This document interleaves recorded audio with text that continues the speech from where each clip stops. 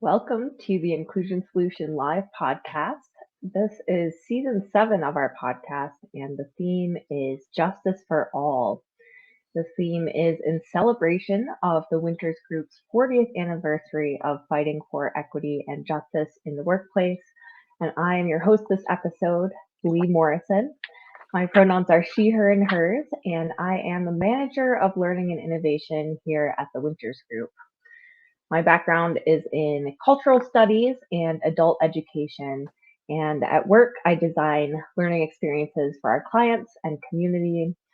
In all areas of my life, I am a queer white person, a storyteller, an educator, and an enthusiastic lifelong learner.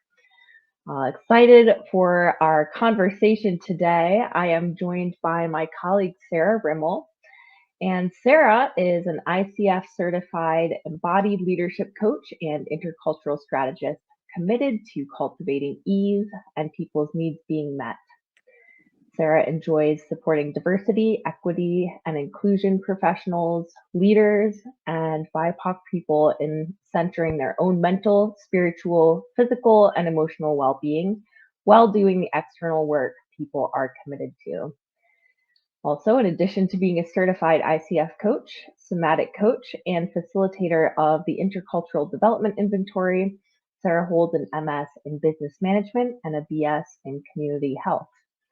Sarah is a consultant with the Winters Group, an auntie, a dreamer, and a biracial queer woman. Thank you so much for joining me today, Sarah. Welcome. Thank you. Good to be here. Glad to be with you, Leigh. Wonderful. I was wondering if there is anything that you wanted to share about your work or lived experience in addition to your bio. Yeah. You covered a lot in the bio. I've worked in nonprofits and higher ed most of my life. And the last few years I've been working for myself as a solopreneur. My business, Slow Integration Coaching, has been an evolution, just navigating that world. I love my latest mission, statement and my vision statement with my business. So my vision is really that people's needs are met. And that really came from working in the university and just having multiple moments and feelings of wow, why can't we just meet people's needs, like students, staff, faculty, let's let it be easier, and that really drives, what I want for myself, for our communities, families. And then my mission, really is around just that people have the skills, that they learn about embodiment, skills, how to be in our bodies, as a pathway really to navigate all of the stuff, navigate systemic inequalities, inequities, just really increase that capacity to create culture change that we are wanting. To be able to put up those, boundaries, hold boundaries, all of that. That is so important. Thank you. And I'm also struck by just the statement. It sounds so simple, of people's needs being met. And I think something that comes up for me a lot in this work is that sometimes we have assumptions about people's needs, and we may be projecting our own needs. And I think it's so important for us to continue to just be curious about what needs others may have, how those may be different as a result of their lived experiences. So I'm so grateful that you bring that into our conversation today. Yeah, absolutely. Absolutely. And that's a really important piece. And I know we'll talk more, or we both, again, have that lens of intercultural competence, which I know I love that lens, but just leaning into self and others, and there's similarities and there's lots of differences. And how do we... We'll never be finished with that learning. And lean in with curiosity, right? That's so important. So I know that you were able to join us at our recent Justice for All Summit, and you presented a session on journeying to your inner child. I wondered if you could share a bit more about that session and the goals that you brought to it. Yeah, that was really great to be part of that session. I've done lots of different facilitation but not too often on the theme of inner child. So that was really fun to bring that to the summit. And since the summit really was focused on race and like racism, kind of as a framework, um, really in that session, like, we were talking about inner child, just kind of our relationship to those messages we get as kids, and then shapes, so much. And then really like kind of looking specifically around those messages tied to race. And yeah, it was really heartwarming that so many people showed up, and and kind of just had whatever curiosities they have around that. And we talked a little bit about like parts work, which is a kind of comes from the therapy and psychotherapy world, and our psychology world. And um you know um and a little bit about like weaving in some frameworks from Resma Menakem around like hierarchy and just around race and some of those pieces. And yeah, Mm, and then really the focus was too, like, after a little bit of education was on like how do we use processes like creative arts and storytelling, and creating videos to really kind of tell some of those yeah, kind of to journey to the inner child. So I shared a little bit about some of the ways I've done that through like writing a letter to my inner child, and and really like getting to hone in on the messages, those messages that the message was in my letter that I wrote, was essentially, you knew that it was possible. I think that was like mm, the letter that I wrote to myself. It was like the little child, yeah, just like her, kind of telling her she knew it was possible. She knew it was possible to heal, to get bigger, to grow, to like move through the things, she was moving through. And every time I come back to that letter, even now saying it, it's like just to like continue to remind myself, you knew it was possible, and we're doing it, and to heal. And so that's what I love about kind of that idea of like these creative processes. Um, I'll share one more little piece because it just came up. But I have mhm, a friend who's an artist, and she's a singer. She also is a DEI consultant and coach. And she was telling me one time about how when she sings these songs, it's like she gets to, again, just gets to repeat these lyrics, repeat these messages to herself, to around healing, around moving through things. And that's part of the form, and part of what she enjoys about singing. And yeah, so I love that. I also, as you said that, I felt it, which I think speaks to these thematic pieces that I love you bring into our work. And I know I spend a lot of time thinking, especially as I'm working mostly with adult learners, about what could be possible if we could reach people at younger ages with a lot of these messages so that they don't have to do all of this unlearning and, to your point, that knowledge and um, confidence that might be in us when we're young is not something that we lose and have to find again. So I think that is just so powerful and really appreciate you bringing that lens into our summit. So we find ourselves talking today during Pride Month, and this is part of our conversation today. We at the Winters Group have been putting together some events and some content around Pride Month, and I know as I was thinking about this topic, something that came up for me was just the complexity that people may have in their relationships to Pride as a concept, as a month or celebration. And that just all of that can be based on what is unfolding in the broader world for us individually. So even if this is not the same definition that you might have on a different day or year, I would love to invite you to share what does pride mean to you today? Yeah.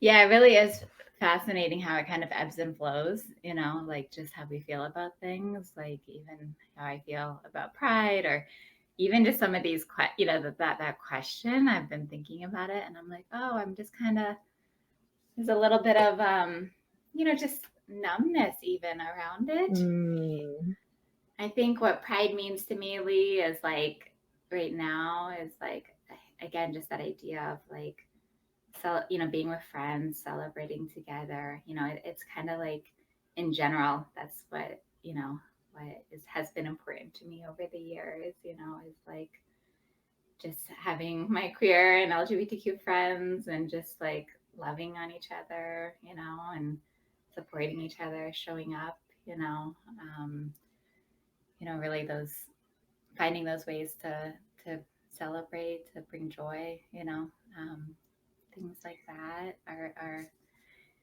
definitely, yeah, kind of when I think about pride. that really speaks to me because I actually wrote about this topic for our Inclusion Solution publication recently. And I think a theme that came up for me as I reflected on that question was, it's not necessarily something I can look to my government or depending on what is going on in current events, I might feel more or less safe on any given day. And for me, when I thought about pride, I think a lot of it came back to this idea of community care and knowing that my community will show up for me, even if, my government or legal protections may not be. And also want to speak to this concept that you raise of numbness, because I think to some people that might feel surprising to hear. And I so strongly related to it. I know my sister and I actually went to my local Pride Fest last month. So we celebrated in May.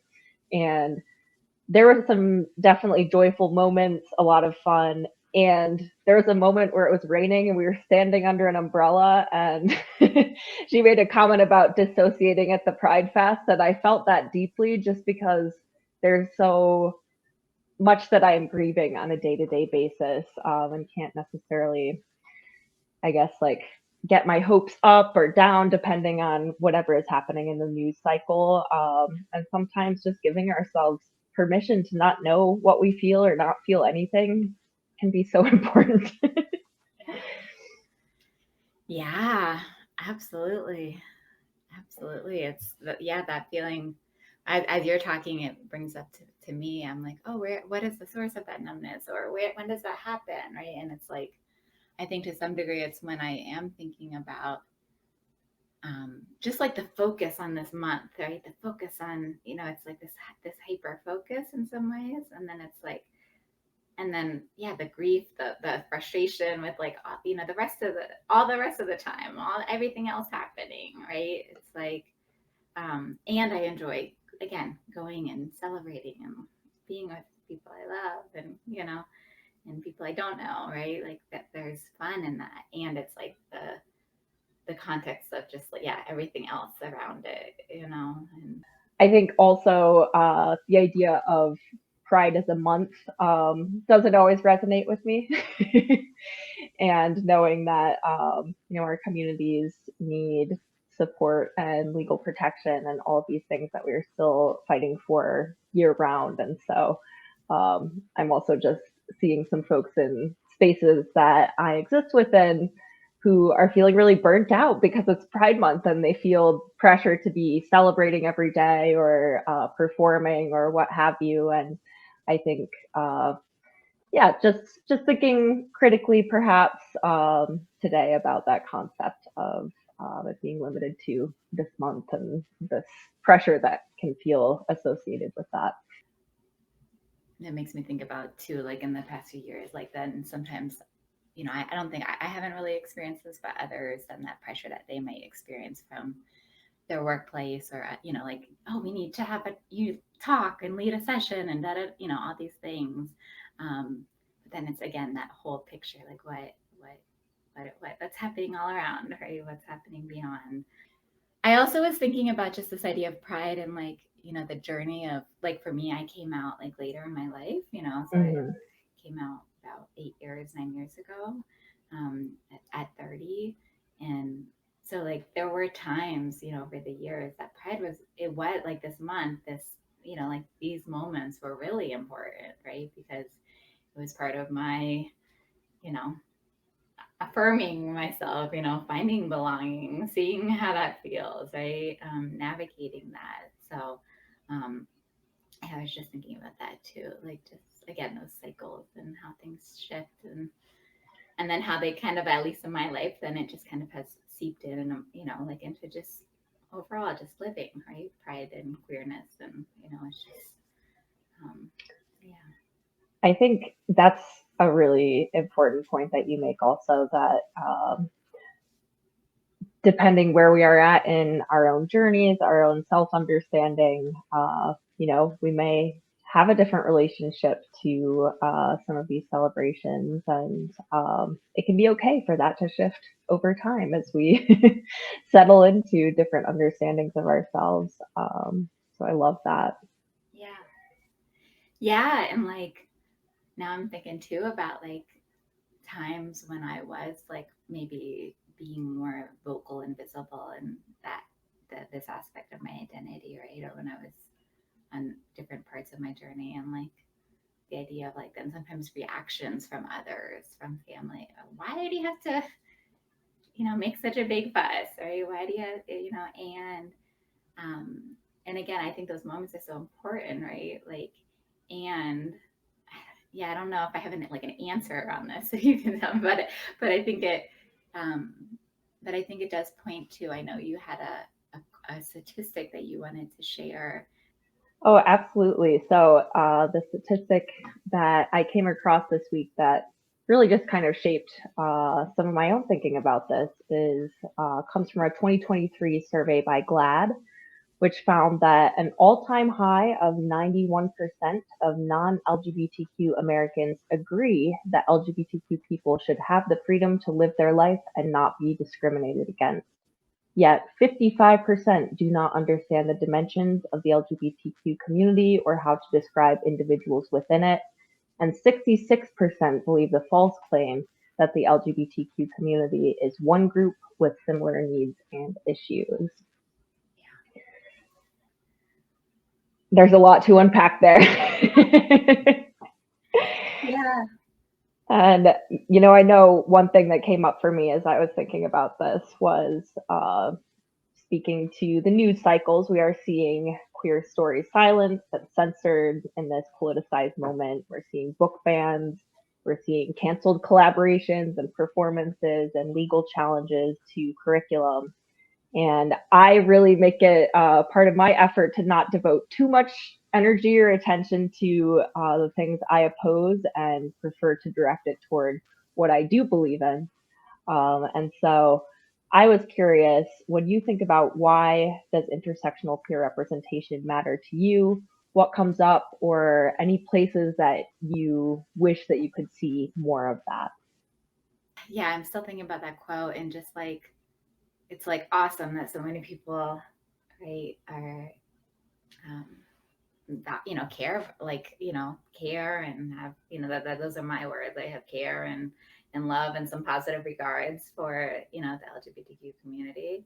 And then there's still this gap around education and understanding, like all of the nuance, um, all that, even just if we look just at LGBTQ identity, right? There's so much within that, right? There's so much, um, for one's personal journey, right? It's just so much around things that can shift, like as we're talking about, in our own path.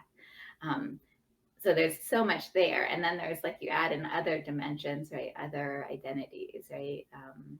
Racially, things that people are dealing with around race, things that people are dealing with around immigration, things that people are dealing with around food, all these different, pieces. And so again, there's kind of all this complexity, right, around systemic, um, issues and sort of that framing around systemic, like power and privilege and oppression and all of these pieces. And I think that's what I wish more people had, was just like a crash course and like Mm. understanding like all of these pieces, right? That it kind of that I'm so grateful that I kind of can have that context of like this bigger picture, um, because then it can be easier to like then start again connecting the dots and understanding the value and importance of showing up for others and showing up for other, to whatever capacity we can, but showing up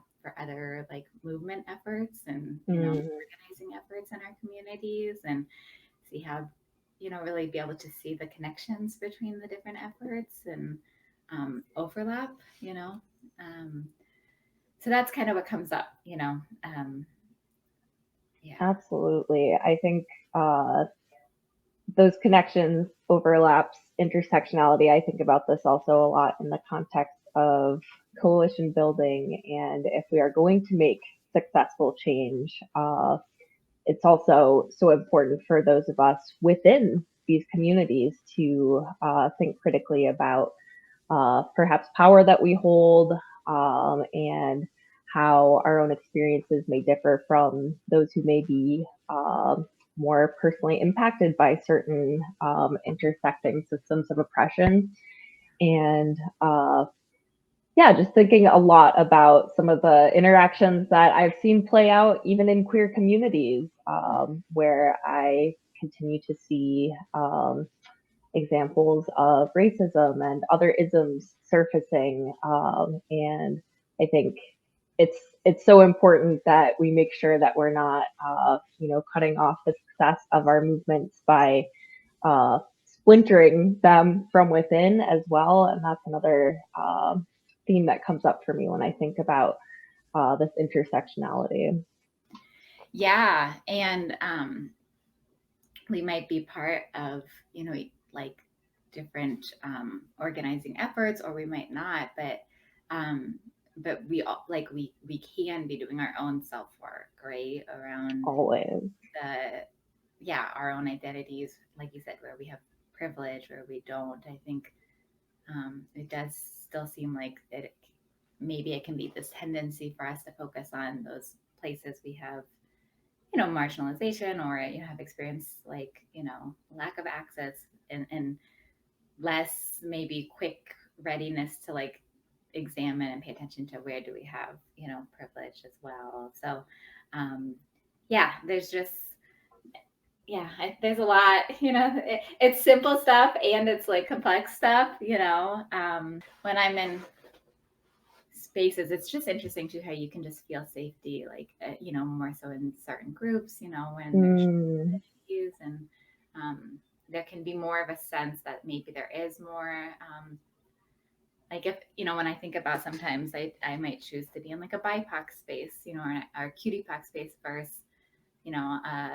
a mixed racially, and I identify as biracial, but like a mixed, LGBTQ space, right? Because I can feel some more safety, right? That I can bring and talk about like my racial identity, in a space, and um, whereas that's a little bit more of a question with a space with, white bodied, folks. It's like, white bodied LGBTQ folks. It's like, can we name these things? Can it just be something that we can all bring, And so I've just been noticing that lately with some of the new groups that I've been entering into, Mm. ways that I want to cultivate and feel, Um, yeah. I really appreciate that. Also, I think it's reminding me of conversations that I'll have in client work sometimes where people will say, oh, we need to ensure that this is a safe space. And typically, my response to that is no one can ensure that. We are striving for a safer space, but also recognizing that how people define safety is different. Yeah. Across their identities and experiences and cultural lenses. Absolutely. If I'm in an LGBTQ space, or a space, with folks of different racial identities, as a facilitator, I can make that request. Can we all name our racial, identity? Can we all name have that for ourselves, just to like, again, just to bring that in, right? And if I'm just a participant in a group, it's I'm just noticing again that it can be a different thing, and to like pull that out, and to like, for me to have the courage to like ask for that. Mm, So there's one group that I'm thinking of in particular, and I am planning to do that. I am planning to bring that forward, and request that, because I know that it will open something for me. mm. Um, yeah. I really appreciate that lens also that you bring as a facilitator in these spaces because, we know that's a different level of responsibility. And there can be also, I think, a lot of emotional labor that goes into that in the context of these conversations. One of the ways that we also are careful to frame up allyship in our work is that it's not self defined, but it's actually defined by the communities we seek to ally ourselves with. So, we can strive to be an ally, but saying, I am an ally might not land depending on how you're showing up behaviorally. And so, just curious if you have any thoughts on what allyship might look, feel, or sound like for you. I think, again, it is that idea of like, I know I have a sense in my body of like people who I feel like are doing like their own excavating, their own learning, their own relearning, right? Whatever that is focused on, right? Like that, I mean, there's a whole range of that, right? That might be around a specific identity group, that might be around, you know, trauma and like healing from trauma, right? Like, which Yeah. connects to identity groups, right? And so I think I just like, I have a sense from people, that I've been in community with, like that they're on some path, Mm, um, and and to me, when I think about allyship, I think about, I guess that's what I'm thinking about, is folks who are do you know are doing some relearning, some exploring, some healing, again, whatever that really is focused on. And then there's degrees, right, of folks that I might feel more comfortable around to bring forward pieces around like my queer identity. There are folks that I might feel more comfortable around bringing other aspects of myself, and that kind of varies too. So yeah, I mean, I think that that's just what's coming up, is just like that I think, yeah, that's kind of like a value, is, for me, is um it's just I appreciate that when there can be some shared, understanding of what that looks like for, me and other folks. And we may not always get along or be on the same page, or like all of that. But yeah, that's kind of what's coming up. And then again, back to that idea of like showing up for each other, as we can. That's certainly something important. I learned that when I first started working in the university. My job, they shared, part of your job is just hanging out and building community, and I was like, what? But it was like, there's deep value in that, right? There's deep value in going to these events that other folks, other groups of other identity groups are holding, and like showing up, and and being there, right? And um, again, we have limited capacity, right? We only have whatever capacity we have. So, but as we can, like, pieces like that, also represent allyship to me. Repair, that concept of repair, right? We're part mm, of this work, part of, again, this idea of like a DEI journey or a healing journey or whatever that might be for folks. Like, we're gonna fumble, we make mistakes, the more that we are bringing attention and awareness to this, right? Like, things are, and the more that we can build that space with people, that we can actually name those things, that is actually like a building of trust. And we're going to make mistakes, and then we're going to have to work through that, to whatever degree we can or want, or so I think that's also like something I appreciate and try to practice myself, is like learning from those moments, um, and really, like carrying it forward. um, yeah. That is really powerful. I'm also reminded of something that I came across actually organically this month. It's Pride Month. It's perhaps not surprising, but it was a question of, or someone defining different ways that allyship has looked for them. And one that really resonated with me was um, being aware that even if I'm experiencing some conflict avoidance or fear that's coming up for me around mistakes, that um, I am more committed to disrupting harm than to my own comfort in those spaces. And uh, yeah, I think as you bring up this concept of repair, that's so important to think about, because I know, speaking for myself, conflict avoidance can be a big thing to overcome. It's a work in progress for me always, and I think,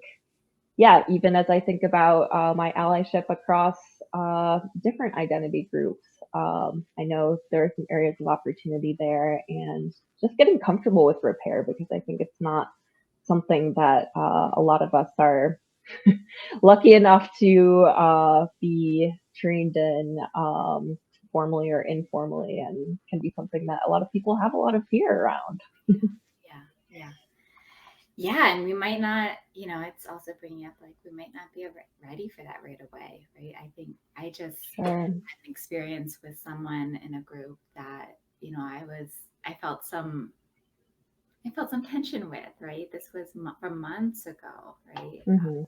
From November, and I still had something lingering with this other human, and we've still been in space together, and but finally last weekend, like we finally both were ready and able and willing, and to get on a call and to kind of like explore that a little bit, and um, so I think also like, yeah, it might not happen right away, or again, just kind of grace with the fact that um that stuff is hard, depending on, based on our own learned ways of navigating communication and conflict and discomfort, and right.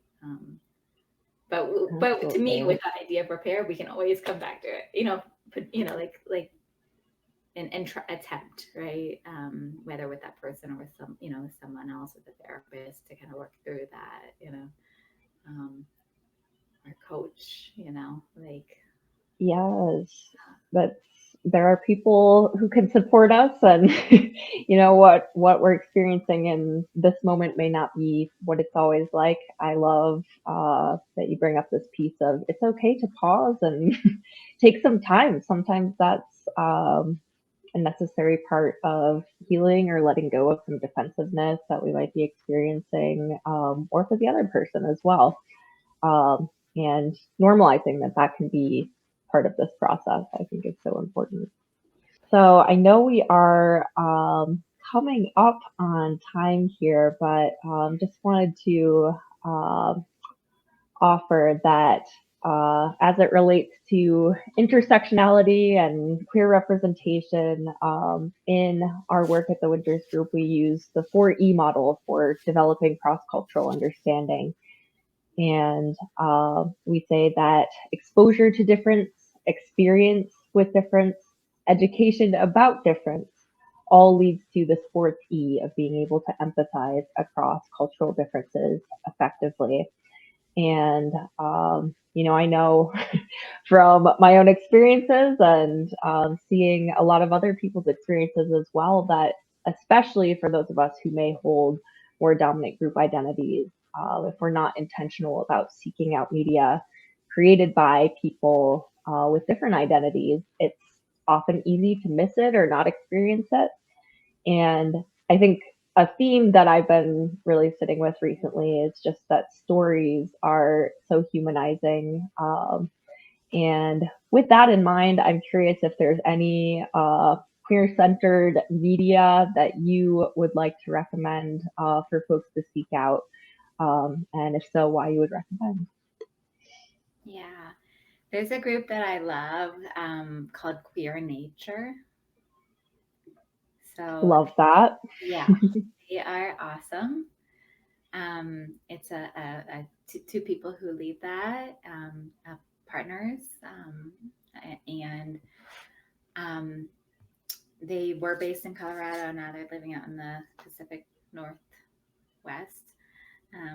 And that the work, like their mission, the work, the teachings, the workshops that they lead are all really about like connecting back to like ancestral like skills and nature based skills and understanding a lot around like human and animal like relationships and kind of have like kin and just like this whole like interspecies like just like this whole different sort of Mm, way of understanding and looking at the world that really I'm able to just kind of dip in just a little bit, but it's like it's just so expansive and beautiful. And they're the folks who lead that are both trans and are trans identified, and yeah, just beautiful humans. And so I would definitely check them out.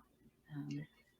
oh, thank you so much for that recommendation. It's something I've been really trying to be intentional about in my own personal and self work lately. Is if I have an interest in something, I really love plants. I really love cooking and just being intentional to seek out some creators and content developers who may hold an identity that I don't belong to, that are doing the same work that I'm interested in. And even just, I think all the insights that have come up for me organically through that as an intentional process continue to surprise and excite me. And that's a suggestion that I've offered to people who have wanted to know, what can I do?